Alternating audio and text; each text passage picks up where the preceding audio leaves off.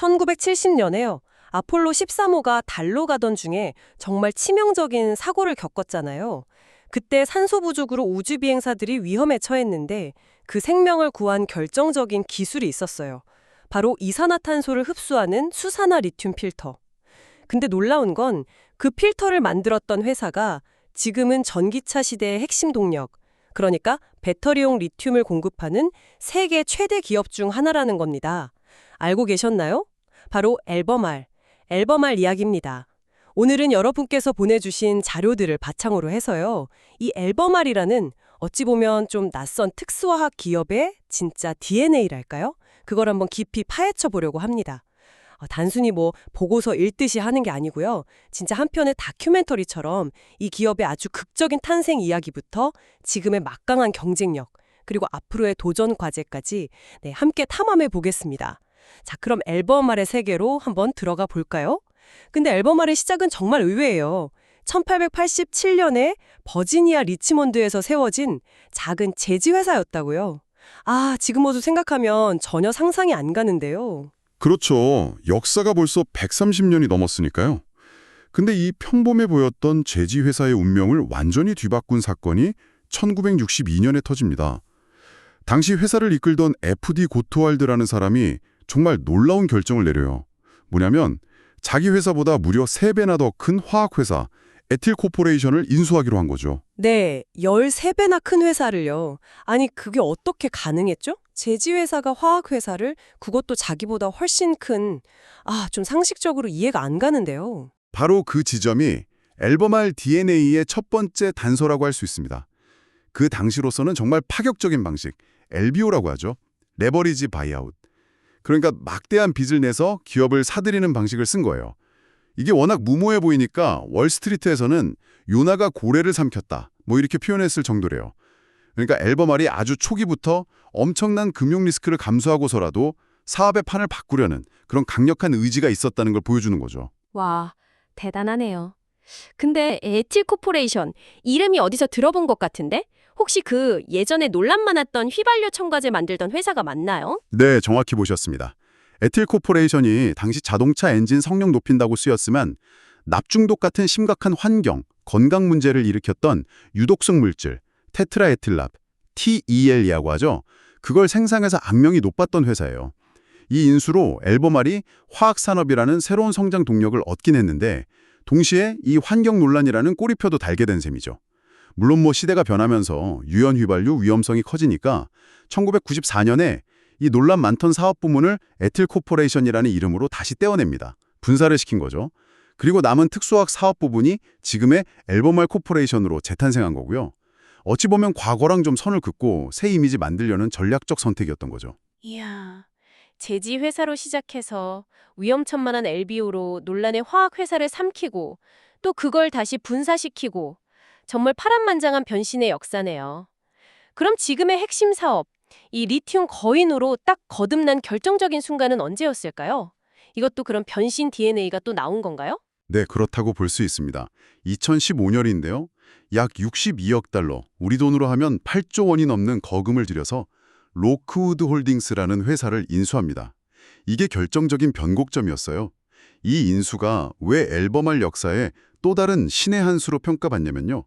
로크우드가 당시에 세계 최고 수준의 리튬 자산을 가지고 있었기 때문이에요. 특히 전기차 혁명의 심장이라고 할 수 있는 칠레 아타카마 염호에 대한 독점적인 접근권, 이걸 확보하게 된 게 아주 결정적이었죠. 와, 전기차 시장이 터지기 바로 직전에 미래의 하얀 석유라고 불리는 핵심 자원을 딱 선정한 거네요. 이것도 과거 에틸 인수처럼 엄청난 베팅이었겠는데요? 맞습니다. 단순히 규모 키우기를 넘어서 다가올 에너지 전환 시대의 흐름을 정확히 읽고 미래에 과감하게 투자한 거죠. 정말 선견지명이 돋보이는 결정이었습니다. 제지에서 유연 휘발유 첨가제로, 다시 특수화학으로, 그리고 마침내 에너지 전환의 핵심인 리튬까지. 앨범알의 역사는 진짜 끊임없이 리스크를 안고 변신하면서 생존하고 성장해온 그 기업 DNA 자체를 보여주는 것 같아요. 이 변신 DNA가 오늘날 앨범알의 경쟁력을 이해하는데 아주 중요한 열쇠가 됩니다. 흥미로운 역사네요, 정말. 자, 그럼 이제 현재 앨범알이 가진 그 강력한 경쟁력, 소위 해자, 모트라고 부르는 것, 그 실체를 한번 파헤쳐 보겠습니다. 경쟁자들이 쉽게 넘볼 수 없다는 그 깊고 넓은 강은 도대체 어떻게 만들어진 걸까요? 네. 앨범 아래 해자는 크게 보면 두 개의 아주 강력한 기둥으로 이루어져 있다고 볼 수 있어요. 첫 번째는 기술적 해자, 그러니까 누구도 쉽게 따라올 수 없는 세계 최고 수준의 자산과 공정 기술이고요. 두 번째는 전략적 해자예요. 이건 뭐냐면 위험을 분산하고 효율성을 높이는 아주 영리한 사업 운영 방식, 또 고객 관리 전략, 이런 것들이죠. 이 두 해자가 서로 맞물려 돌아가면서 시너지를 내는 구조입니다. 아, 그렇군요. 그럼 기술적 해자부터 좀 자세히 들어볼까요? 단순히 리튬을 많이 가졌다, 이것만으로는 좀 부족할 것 같은데요. 정확합니다. 양이 중요한 게 아니에요. 질, 그리고 비용 효율성, 이게 핵심입니다. 앨범알은 전 세계에서 가장 우수하고 비용 효율적인 리튬 자원, 딱 두 곳에 대한 접근권을 가지고 있어요. 바로 남미 칠레의 아타카마 염호하고 호주의 그린부시스 광산입니다. 아타카마 염호랑 그린부시스 광산. 이름은 들어봤는데 구체적으로 왜 그렇게 특별한 건가요? 다른 회사들도 리튬 자원은 가지고 있을 텐데 말이죠. 두 곳 다 아주 독보적인 특징이 있어요. 먼저 아타카마 염호는요, 세계에서 리튬 농도가 가장 높은 염수, 그러니까 소금물을 훔고 있어요. 약 0.2% 정도로 다른 염호들보다 월등히 높죠. 근데 더 중요한 건 뭐냐면 이곳의 독특한 자연환경이에요. 세계에서 가장 건조한 사막 중 하나거든요. 연중 아주 강렬한 태양이 내리쬐고 바람도 많이 불죠. 앨범알은 이 자연의 힘을 그대로 이용합니다. 연못 지하에서 퍼올린 염수를 거대한 연못에 가둬두고 무려 18개월 동안 자연 증발시키는 거예요. 그러면 수분은 날아가고 리튬 농도는 6%까지 확 치솟습니다. 18개월이요? 와, 그렇게 오랫동안 자연 건조를 시킨다고요. 꼭 천일염 만드는 방식 같네요. 네, 아주 적절한 비유입니다. 에너지를 거의 쓰지 않고 자연의 힘으로 리튬을 농축하니까 생산 비용이 압도적으로 낮은 거죠. 마치 최소한의 개입으로 최고의 와인을 만들어내는 프랑스 보르도의 최상급 포도밭 같다, 이렇게 말할 수 있겠네요. 이 낮은 생산 비용이 앨범알의 강력한 가격 경쟁력의 원천인 셈입니다. 그렇군요. 그럼 그린부시스 광산은 좀 다른가요? 네, 그린부시스는 호주 서부에 있는 경암, 그러니까 단단한 암석 형태의 리튬 광산이에요. 앨범알이 중국 텐치리튬하고 합작 투자를 통해서 이 광산 지분 49%를 가지고 있는데 여기가 세계에서 가장 규모가 크고 품이라고 하죠. 암석 1톤당 리튬 함량이 가장 높은 광산 중 하나예요. 여긴 아타카마처럼 자연 증발시키는 게 아니라 암석을 캐내서 잘게 부수고 고온에서 굽고 또 화학 처리하고 훨씬 복잡하고 에너지랑 물도 많이 드는 공정을 거칩니다. 아, 그럼 비용 면에서는 아타카마보다 좀 불리할 것 같은데요. 맞습니다. 생산 비용은 아타카마보다 높아요. 하지만 그린부시스는 특히 고성능 전기차 배터리에 꼭 필요한 수산화 리튬, 이걸 생산하는 데 유리하고요. 염수 광식보다는 더 빨리 최종 제품을 만들 수 있다는 장점이 있어요. 아타카마가 기후 조건에 크게 의존하는 테르와 중심의 와인 생산이라면 그린부시스는 더 많은 기술과 자본이 들어가지만 안정적으로 고품질 리튬을 대량 생산할 수 있는 캘리포니아의 고효율 와이너리 같다고 비유할 수 있겠죠. 중요한 건 앨범알이 이 두 가지, 즉 세계 최고 수준의 염소 자원과 경함 자원을 모두 확보하고 있다는 점입니다. 와인으로 치면 보르도랑 캘리포니아 최고의 포도밭을 동시에 가진 셈이죠. 이게 경쟁사들이 따라오기 힘든 앨범알의 핵심 자산입니다. 와, 정말 적목강타산 포트폴리오네요. 근데 미래를 위한 신기술 개발도 하고 있다고 들었어요. DLE, 직접 리튬 추출 기술이요. 이게 상용화되면 기존 방식의 판도를 바꿀 수도 있지 않을까요? 네, 직접 리튬 추출, DRE 기술은 앨범알이 지금 집중 투자하고 있는 차세대의 기술입니다. 그 18개월이라는 긴 자연 증발 과정을 건너뛰고 특수한 필터나 흡착제 같은 걸 써서 염수에서 리튬만 선택적으로 그리고 빠르게 뽑아내는 기술이죠. 이게 만약 성공적으로 상용화된다면 리튬 회수율을 기존 40-50%에서 80% 이상으로 확 높일 수 있고요. 생산 시간 단축은 물론이고 넓은 증발 연못이 필요 없으니까 환경 부담까지 줄일 수 있는 그런 잠재력을 가졌어요. 그야말로 게임 체인저가 될 수도 있겠네요. 지금 진행 상황은 좀 어떤가요? 앨범알이 이미 미국 아칸소주에 있는 기존 부름 생산 시설에서 나오는 염소를 활용해서 DR리 파일럿 플랜트를 돌리면서 기술 검증 단계에 있긴 합니다. 하지만 아직 넘어야 할 과제도 많아요. 특히 아타카마처럼 극도로 건조하고 물이 귀한 지역에서 DR리를 대규모로 돌리려면 엄청난 양의 담수랑 전력이 필요한데 이걸 어떻게 효율적으로 확보할지가 관건이고요. 또 다양한 염수 조건에서도 이게 안정적으로 작동하는지, 장기적인 운영 비용은 얼마나 들지, 이런 아직 검증해야 할 부분들이 남아있죠. 일각에서는 이 기술을 리튬을 위한 프래킹에 비유하기도 하는데 그만큼 잠재력도 크지만 기술적, 환경적 난제도 안고 있다는 평가예요. 즉, DR리는 앨범알의 기술적 혜자를 더 넓힐 수 있는 강력한 무기지만 아직은 좀 완성된 기술은 아니다. 이 점을 인지해야 합니다. 알겠습니다. 기술적 해자에 대한 설명 잘 들었습니다. 그럼 두 번째 기둥인 전략적 해자는 구체적으로 어떤 것들을 포함하나요? 네, 전략적 혜자는 앨범알이 비즈니스를 운영하는 그 방식에서 나옵니다. 크게 세 가지로 요약할 수 있는데요. 첫째는 합작 투자, JV를 적극적으로 활용한다는 겁니다. 호주의 그린부시스나 워지나 광산처럼 대규모 자본이 들어가는 프로젝트는 지분을 다른 회사랑 나눠서 투자 부담이나 운영 리스크를 분산시키는 전략이죠. 둘째는 수직 계열화입니다. 단순히 원료인 리튬을 캐거나 추출하는 데서 그치는 게 아니라 이걸 정제하고 가공해서 최종 제품인 배터리 등급 탄산 리튬이나 수산화 리튬까지 만드는 전 과정을 상당 부분 직접 통제해요. 이걸 통해서 원가 경쟁력, 품질 관리, 그리고 안정적인 공급망 구축, 이 세 마리 토끼를 잡는 효과가 있는 거죠. 마지막 세 번째는 뭔가요? 이게 가장 중요하다고 하셨는데요. 네, 바로 고객 락인, 커스터머 락인 전략입니다. 과거의 앨범알은 리튬 가격 변동성이 엄청 큰 현물 시장, 그러니까 필요할 때마다 단기적으로 거래하는 시장에 대한 의존도가 좀 높았어요. 근데 이게 실적 예측을 너무 어렵게 만들거든요. 그래서 최근 몇 년간 의도적으로 판매 전략을 바꿨습니다. 전체 판매 물량의 상당 부분을 2년에서 5년 단위의 장기 공급 계약으로 전환한 거죠. 아, 장기 계약으로 바꾼다.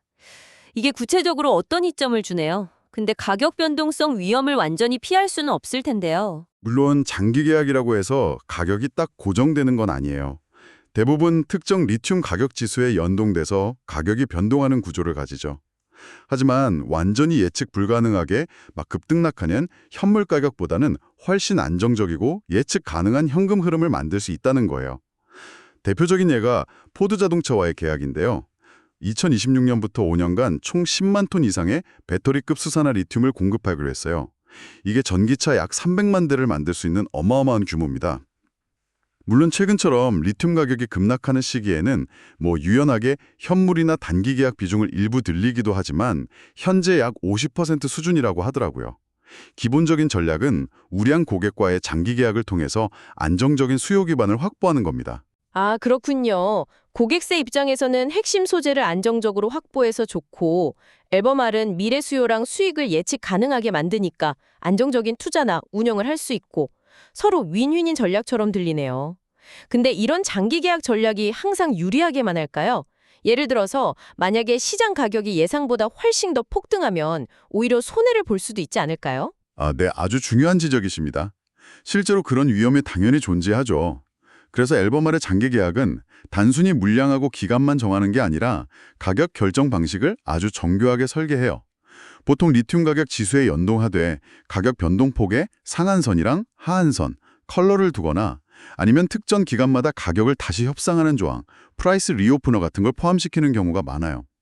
이걸 통해서 가격 급등 시의 기회를 완전히 놓치지도 않고 또 가격 급락 시의 위험도 어느 정도 방어하는 그런 균형점을 찾으려고 노력하는 거죠. 완벽한 해결책은 아니지만 극심한 변동성 속에서 최대한의 안정성을 확보하려는 전략인 셈입니다. 그렇군요. 결국 기술적 해자랑 전략적 해자가 서로를 막 강화시켜주는 구조라는 말씀이시네요. 최고급 자산, 즉 기술적 해자가 있으니까 포드 같은 우량 고객들이 믿고 장기 계약, 즉 전략적 해자를 맺으려 하고 이 안정적인 계약은 다시 대규모 투자, 즉 기술적 해자 강화를 가능하게 만듦은 선순환. 이해가 됩니다. 그런데 이렇게 탄탄한 회자를 가졌음에도 불구하고 앞서 잠깐 언급했듯이 2022년에는 이익이 폭발적으로 늘었다가 2024년에는 또 큰 손실을 기록하고 실적 변동성이 엄청나게 커요. 이 강력한 해자도 막지 못하는 뭔가 근본적인 문제가 있는 걸까요? 바로 그 지점이 앨범화를 이해하는 데 있어서 가장 중요하면서도 좀 어려운 부분입니다. 이건 앨범화의 통제 범위를 벗어난 외부 요인, 즉 리튬 가격의 극심한 변동성과 직결되는데요. 이것이 바로 우리가 다음 3막에서 살펴볼 앨범화의 미래 동력과 가장 큰 도전 과제의 핵심이라고 할 수 있습니다. 알겠습니다. 그럼 이제 앨범알의 미래를 좌우할 성장 동력과 동시에 반드시 넘어야 할 어떤 파도 같은 도전 과제들, 이걸 살펴보는 3막으로 넘어가 보겠습니다. 앨범알의 미래 성장을 이끌 가장 확실한 바람은 역시 에너지 전환이라는 이 거대한 메가 트렌드겠죠? 그렇습니다. 그 점에는 의심의 여지가 없죠. 전 세계적으로 내연기관차가 전기차 EV로 빠르게 바뀌고 있고 또 태양광이나 풍력 같은 재생에너지 발전이 늘면서 생산된 전력을 저장했다가 필요할 때 꺼내 쓰는 에너지 저장 시스템, ESS 시장 역시 폭발적으로 성장하고 있잖아요. 이 두 거대한 시장 모두 리튬이온 배터리를 핵심 부품으로 사용하기 때문에 리튬에 대한 수요는 구조적으로 증가할 수밖에 없습니다. 일부 예측 보니까 2030년까지 리튬 수요가 현재의 3배에서 4배 수준까지 늘어날 수도 있다고 하더라고요.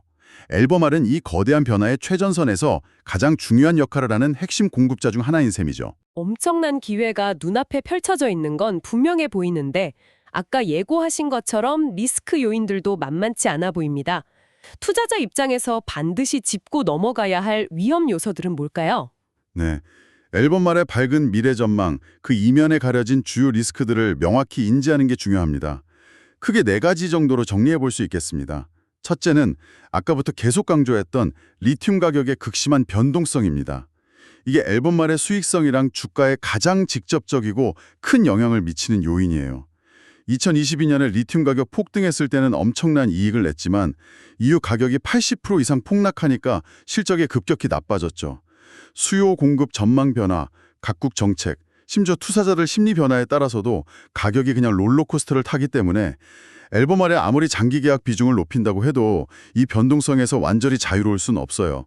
이게 앨범알 투자의 가장 큰 어떤 본질적인 위험이라고 할 수 있습니다. 네, 가격 변동성 알겠습니다. 그럼 두 번째 리스크는 뭔가요?